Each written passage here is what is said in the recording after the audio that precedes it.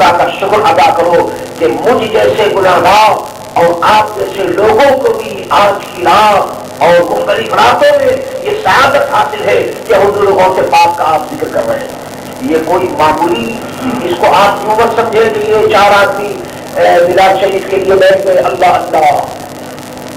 اور یاد رکھیے میلاد پاک اور حضور غوث پاک کا ذکر یہ چار آدمیوں کی بات نہیں ہے، یہ دو آدمیوں کا قصہ نہیں ہے، واللہ یہ بات حضور غوث پاک کی ہے، یہ بات حضرت محمد مصطفیٰ صلی اللہ علیہ وسلم کی ہے۔ یاد رکھو میری نظر میں اگر سرکار دو عالم کی تعریف کرنے والا ایک آدمی تعریف کرتا ہے تو واللہ وہ لاکھوں پر بھاری ہے۔ ایک آدمی حضرت محمد مصطفیٰ صلی اللہ علیہ وسلم کی تعریف کرنے والا، حضور کی ثنا بیان کرنے والا وہ لاکھوں پر بھاری ہے، اور ایک آدمی کی مجلس لاکھوں کی مجلس سے اعلیٰ اور افضل ہے، کیونکہ یہ وہ مجلس وہ ہے کہ جو صالحین کی مجلس ہے، مقبولین خدا کی مجلس ہے، اور اللہ تبارک و تعالیٰ کا ایسی مجلس پر اور ایسی محفل پر اللہ کی رحمت کا نزول ہوتا ہے۔ اندازہ کیجیے اللہ کا حضور غوث پاک رضی اللہ تعالیٰ عنہ کا ارشاد گرامی تو آپ نے سنا ہی ہوگا، اللہ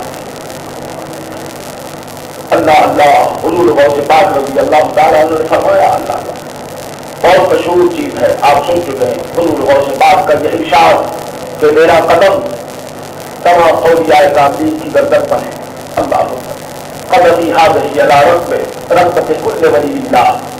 یہ جو قدمی حاضر نہیں فرمایا کہ میرا قدم تمام اولیاء کاملین کی گردن پر ہے، اور تمام اولیاء کاملین نے اپنی گردنیں جھکا دی، اللہ اپنی گردنیں جھکا دی۔ بعض لوگوں نے یہاں تک ارشاد فرمایا کہ حضور صرف گردن نہیں، میری آنکھوں پر آپ قدم رکھ دیجیے، میری آنکھیں حاضر ہیں۔ تو یہ سب کچھ اصل میں بتانا یہ ہے اور دکھانا یہ ہے، اور یہ اللہ کا فضل کرم ہے، اللہ کا فضل ہے، اللہ دکھانا یہ ہے کہ اللہ تبارک و تعالیٰ نے حضور غوث پاک رضی اللہ تعالیٰ عنہ کو یہ مقام عطا فرمایا ہے۔ تو میرے دوستوں، میرے بزرگوں، یہی وجہ ہے کہ حضرت شیخ محمد خلیل اسلام محمد عبدالحق محدث دہلوی رحمۃ اللہ تعالیٰ نے جیسے فاضل یگانہ اور فاضل عصر اور فاضل روزگار اور ایسے محدث کہ کوئی مولوی چاہے وہ ہندوستان کا ہو، پاکستان کا ہو، کہیں کا اس وقت صدیق کا رہنے والا ہو، کوئی مولوی ان کے فیض سے انکار نہیں کر سکتا، علم حدیث کے لانے والے اور ہندوستان میں علم حدیث کی شان کا صحرا شیخ محمد الاسلام کے سر ہے۔ انہوں نے حضور غوث پاک، وہ خود قادری ہیں، حضور غوث پاک رضی اللہ تعالیٰ عنہ کے فضائل پر اور حضور غوث پاک کی سیرت پر بہت کچھ آپ نے تحریر فرمایا۔ اس میں ایک بات یہ بھی تحریر فرمائی، اللہ اللہ ارشاد فرمایا، چنانچہ اس کو شیخ عبد الوہاب نے بھی اس کو بیان کیا ہے رحمۃ اللہ تعالیٰ علیہ، فرماتے حضور غوث پاک کے میرے ہاتھوں میں میرے ارادت مندوں کی ایک لسٹ دے دی گئی۔ آج ان باتوں کو اگر بیان کیجیے تو یہ جو آج کل کے پڑھے لکھے لوگ ہیں اور ماڈرن قسم کے لوگ ہیں، یہ ان باتوں کو کہتے تھا، یہ مولوی لوگ یعنی کیا بیان کرتے ہیں، اللہ اللہ۔ لیکن ان لوگوں کو اگر یہ کہہ دیا جائے کہ پرائم منسٹر کے ہاتھ میں کچھ لوگوں کی لسٹ ہے اور پرائم منسٹر کہتا ہے کہ میں اس کو نوکری دے دوں گا، تو یاد رکھو کہ ان دنیا کے بندوں کو پرائم منسٹر کی باتوں پر کبھی شبہ نہیں ہوگا، اور نہ اس میں شبہ ہوگا کہ جو اس کے ہاتھ میں لسٹ ہے وہ سب کو نوکری دے سکتا، اس میں شبہ نہیں ہوگا۔ لیکن اگر اولیاء کاملین کی کوئی بات بیان کی جائے تو عجیب و غریب لوگ باتیں کرتے ہیں، اور اس کا سبب یہ ہے میرے دوستوں کہ یہ لوگ جب مقام ایمان سے اور مقام مومنین سے واقف نہیں تو پھر اولیاء کاملین کے مقام سے کہاں واقف ہوں؟ یہ ویسے بھی معلوم ہے، ان کو کچھ پتہ ہی نہیں، اللہ تعالیٰ ان کو معرفت دے تو عرض یہ کرنا ہے کہ حضور غوث پاک رضی اللہ تعالیٰ عنہ نے اپنے ارادت مندوں کو کتنا نوازا ہے۔ ارشاد فرمایا کہ میرا مرید جہنم میں نہیں جائے گا۔ اللہ آپ نے دولت کے دارے میں سے ارشاد فرمایا اور پوچھا کہ اے داروغہ دوزخ، اے انسپیکٹر آف دوزخ، یہ بتا کہ تیرے لسٹ میں میرے کسی مرید کا نام ہے؟ اس نے کہا کہ حضور آپ میرے لسٹ میں آپ کے کسی مرید کا نام، اور ظاہر ہے اب یہ نام کیوں نہیں ہے اس کا سبب بھی سن کے ظاہر ہے، حضور صلی اللہ تعالیٰ علیہ وسلم کے حدیث بھی تو بھائی اس کی تعین حدیث میں حدیث سے بھی ہو، حضور خود فرماتے کہ جو آدمی جس کے ساتھ محبت کرے گا اس کا حسن اسی کے ساتھ ہو۔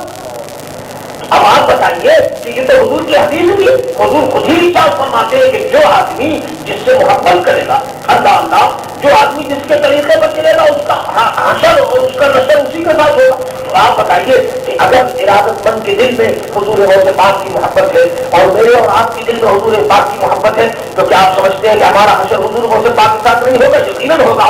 ہمارا ایمان اتنا کمزور نہیں ہونا چاہیے. ارے جس غوث اعظم جیلانی اور غوث سمدانی رضی اللہ تعالیٰ عنہ کو ہم دنیا میں یاد کرتے ہیں، کیا آپ سمجھتے ہیں کہ قبر میں وہ ہمیں فراموش کرتا ہے؟ ہر کس نہیں. یقیناً اللہ کے فضل و کرم سے اور اس کے رسول صلی اللہ تعالیٰ علیہ وسلم کے صدقے ان کا وسیلہ کام آئے گا.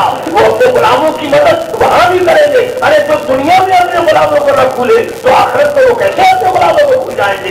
یہ میرے دوستوں نسبت اور تعلق کی بات ہے. جس کو تعلق ہے الحمدللہ وہ آج بھی آپ کے گیت گاتا ہے اور آئندہ بھی وہ آپ کے گیت گاتا ہی رہے گا. تو حضور غوث پاک رضی اللہ تعالیٰ عنہ نے فرمایا کہ میرا ارادت مند جہنم میں نہیں جائے گا. اب یہ ہے کہ ارادت مند پوری، یہ لفظ میرے دوستوں اس زمانے میں بہت عام ہے اور بہت کچھ تو عام ہے، لیکن یاد رکھیے جتنا لفظ عام ہے اس کے معنی اتنے عام نہیں ہے. لفظ کو ہم نے بہت عام کر دیا لیکن افسوس اس کے معنی پر ہم نے توجہ نہیں کی. اللہ اللہ مرید ارادت مند صوفیہ کی اصطلاح سے ایک آدمی جب کسی سے بیعت کرتا ہے، ایک آدمی کسی سے ارادت رکھتا ہے تو ارادت کا مفہوم یہ ہے کہ انسان اپنے ارادے کو، اپنی خواہش کو اپنے شیخ، اپنے بزرگ کی خواہش میں گم کر دے. یہ ہے مرید اور یہ ہے ارادت مندی. میرے دوستوں جب اس نظریے پر جب کوئی آدمی عمل کرتا ہے اور اس کے اندر وہ جتنا پختہ ہوگا اتنے ہی فتوحات اور اللہ اور اس کے رسول کی معرفت کے دروازے کھلتے چلے جائیں گے. انسان کے اندر استقامت پیدا ہوگی، انسان کے اندر مضبوطی پیدا ہوگی.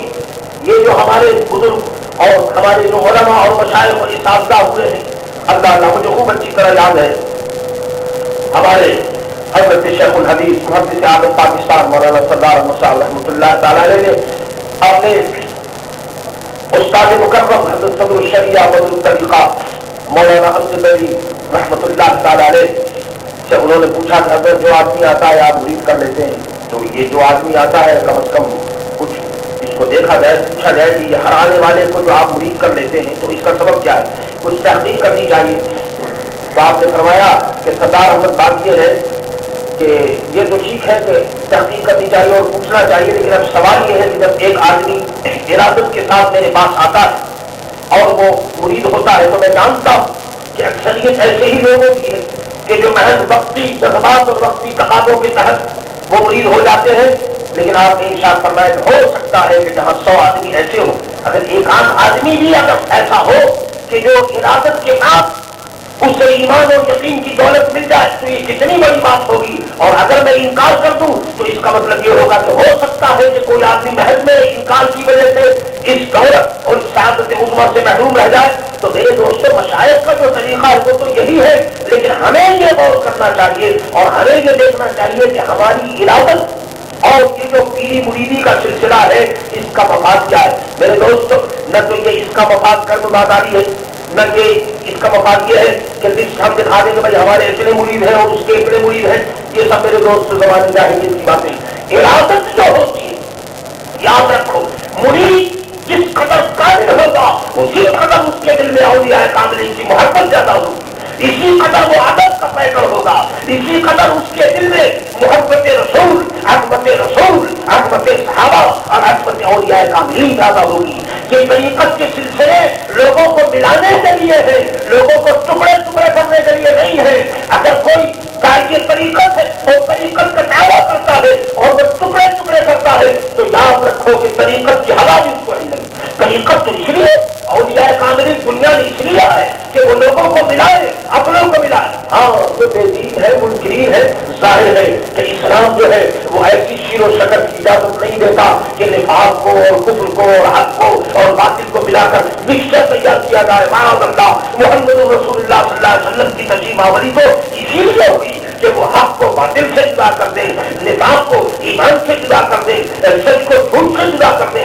تو ہمارے جو مشائخ دنیا میں تشریف لائے وہ اسی لیے آئے کہ انہوں نے ہمیں ادب سکھایا، انہوں نے ہمیں عظمت ہمارے دل میں بٹھائی. تو میرے دوستوں، میرے عزیزوں، اس چیز کو ہمیشہ یاد رکھیے کہ دعویٰ کرنا بڑا آسان ہوا کرتا ہے. ایک مجلس میں کچھ فقراء بیٹھے ہوئے تھے، ایک صاحب آئے، ان سے پوچھا گیا کہ حضرت آپ کون ہیں؟ انہوں نے کہا صاحب میں فقیروں کا غلام ہوں۔ فرمایا اچھا آپ فقیروں کا غلام ہے؟ اچھا آئیے تشریف لائیے۔ ایک فقیر نے کہا آئیے بیٹھ جائیے، ان کو بٹھایا گیا۔ دوسرے نے کہا جاؤ ان کو جا کر بازار میں بیچ دو، بیچتے جا کر ان کو بازار۔ اب وہ بیچارہ ایک شریف آدمی، بتائیے بڑا مالدار آدمی تھا، لیکن کیونکہ وہ منہ سے کہہ چکا تھا کہ میں فقیروں کا غلام ہوں، اب ایک فقیر اٹھا اور اس نے جا کر بازار میں اس کو بیچ دیا۔ دیکھ لیجیے یہ ہے میرے دوست، منہ سے کہہ رہا ہے کہ میں فلاں کا غلام ہوں، میں فلاں کا غلام ہوں، فلاں کا غلام ہوں، اور اس کے بعد عمل دیکھیے تو جناب زیرو بجے زیرو، نہ کوئی عمل ہے، نہ کوئی دل بستگی ہے، نہ کوئی ارادت ہے، نہ کوئی تقویٰ ہے، نہ کوئی خشوع ہے، نہ کوئی خضوع ہے۔ تو میرے دوستوں یہ خالی زبانی دعوے سے اور یہ زبانی جمع خرچ سے کام نہیں چلتا۔ یاد رکھو اولیاء کاملین کا نام لینے کی توفیق اللہ تبارک و تعالیٰ دے تو کم از کم اتنا تو ہونی چاہیے کہ ان کی ارادت ہو، ان سے محبت ہو اور دل میں ان کی عظمت ہو۔ اس بیچارے کو جا کر بازار میں بھیج دیا۔ جس آدمی نے خریدا وہ اس آدمی کو، وہ غلام تو نہیں تھا لیکن وہ اس کے منہ سے نکل گیا تھا، میں فقیر ہوا غلام ہوں، اس کو جا کر بازار میں بھیج دیا گیا۔ اب وہ بیچارہ ایک آدمی نے اس کو خرید لیا۔ اب وہ جو دوسرے کے گھر میں پہنچا تو لوگوں نے کہا بھائی کیونکہ وہ بکا ہوا غلام تھا، اس سے کہا کچھ کام کاج کرو۔ جب اس نے کام کاج کیا تو خریدنے والے نے دیکھا کہ یہ آدمی تو بڑا شریف معلوم ہوتا ہے، اس کا چہرہ وغیرہ یہ بتاتا ہے کہ یہ غلام نہیں ہے، لیکن یہ بازار میں کیسے بک گیا؟ تو اس نے پوچھا کہ ایسا یہ بتا کہ تو غلام نہیں معلوم ہوتا، تو تو بڑا شخص آدمی معلوم ہوتا ہے، تو تجھے بازار میں کیسے بیچ دیا گیا؟ اس نے کہا کہ حضرت وہ آپ میری یہ بات آپ مجھے معاف کر دیں، اور یہ ایک راز کی بات ہے، بات اصل یہ ہے کہ میں فقیروں کے مجلس میں پہنچ گیا اور میرے منہ سے یہ نکل گیا کہ میں فقیروں کا غلام ہوں، بس یہ اتنا کہنا تھا کیونکہ یہ دعوت۔ اب دعوے کے ساتھ ساتھ کوئی دلیل تو ہونی چاہیے۔ صبح سے شام تک ہم لوگ یہی کہتے ہیں کہ ہم عاشق رسول اللہ ہے، ہم عاشق غوث اعظم ہے رضی اللہ تعالیٰ عنہ وصلی اللہ علیہ رسول اللہ۔ الحمدللہ دعویٰ بڑا اچھا ہے، مگر یہ کہنا کہ ہم عاشق فلاں ہے، ہم عاشق فلاں ہے، یہ تو میرے دوستوں ہے دعویٰ، لیکن یہ کتابیں کے اوپر دلیل اور پروف اگر ہمارا دیکھا جائے تو آپ سوچ لیجیے کہ ہمیں کون آدمی ایسا پروف اور ایسی دلیل لگتا ہے۔ انہوں نے کہا کہ صاحب ہم نے یہ دعویٰ کیا تھا اور ہمیں یہ بازار میں بھیج دیا گیا، اور اس کاغذ کے اوپر کیونکہ میں کچھ کہہ نہیں سکتا ہوں اس لیے میں فکر کے یہاں آ گیا۔